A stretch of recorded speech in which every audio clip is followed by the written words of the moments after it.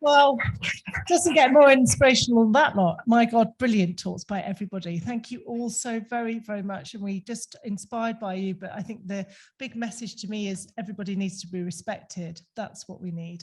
Does anybody have any questions? Because I'm aware that we've really gone over time in a massive way. Does anybody quickly want to ask any questions? Oh, quickly at the back. Just one. Okay. From my colleague who couldn't come today.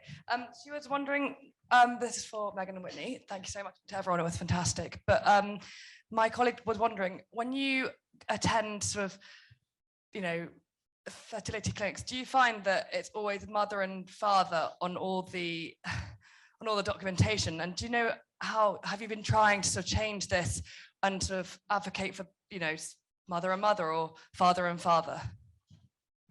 Yes, absolutely. We went to our first open day, I think in 2019. We were so excited. It was the beginning of our journey. We were like, yay. And as soon as we walked in, there was no marketing that represented us as a family whatsoever. And the message was very negative. It was, you know, you're at the end of your tether.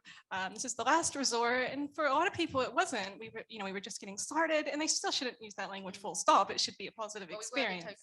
We were, yes. And there was a single woman in there as well. And I remember her mom, when we actually had to ask if there's anything about sperm donors, and they gave us a pamphlet. And this girl was like, see, Mom, I'm not the only one. So if we wouldn't have said anything, she may not have said anything. So yes, there needs to be much more representation and visibility, definitely. Yeah, I don't know if this works. Is this working? Yeah, I think it's working. Yeah, just more on that note, it was even going through the forms when you sign up to a fertility clinic. I had to fill in the reason that I'm going to a fertility clinic is I had to tick because I have no male partner. That's not why I'm here. I'm here because I want to create a family with my wife, and just little things like that are just really disheartening. And we receive messages often from our followers asking us what clinic we go to because they haven't had great experience where they are at. And to be fair, we have had quite a good experience as to where we go to, even if their communication sucks. But equally, yes, it's really crazy that if you look at marketing for majority of clinics, they don't market to LGBTQ plus couples, and yet we are the ones who are guaranteed probably be spending money there. So they're just completely missing out. Missed opportunity. We must mention BPAS though, who we have worked with closely, and they have launched their not-for-profit clinic, and they are really good at targeting, I guess, the LGBT community in a nice way. Has anybody else got? I just quickly want to ask you, Heta and Becky. I mean, I think I've just been completely just blown away about what you've been through effectively as blind people, because you expect that things have progressed so much. And I think, do you think your message is getting out there, the Blind Parent UK? Do you think, how are you getting received? And I mean, because it's just clearly so much help that, you know, and just communication about how you're treated. I mean, I'm really quite astonished. There's lots of midwives in the audience, so I think they'll probably, you know, be quite interested to hear. Oh, thank you. So I think for me, the short answer is no. Like, we started, you know, we're not even a registered charity at this point. We started just built out of because mums were going through negative experiences, and we just wanted to, like, I wasn't there in the early days, but Hetel's been there longer than me. Yeah, and I just think, no, there's still so many barriers. I mean, to be fair, there are some great midwives out there. I am not disparaging of the whole midwifery profession. There are some fantastic midwives out there.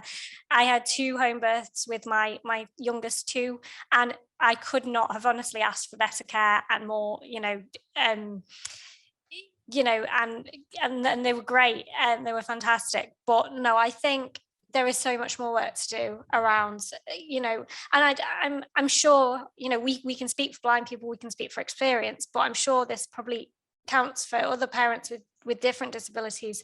But yeah, there are no stats, there are no kind of clear guidance for professionals, and I think there's work to do. Thank you. Sorry, I was going to say, sorry. Just one last thing. I think I have a mic. Sorry. I think part of the problem is that healthcare professionals have no time. I worked for in community engagement for a long time, and I tried to get into hospitals to talk about visual awareness, talk about things that could help them and make things easier. They just don't have the time, and this is the problem. The problem is we need to make time to make sure that our healthcare professionals have the adequate training to be able to support the different types of women they meet. Absolutely agree with that, and that's a key point that Donna Ogden was making, I think. Listen, everybody, thank you very much today for coming. Brilliant panel on both sides. Thank you very much to these brilliant people, and Lady Marie as well. Thank you very much.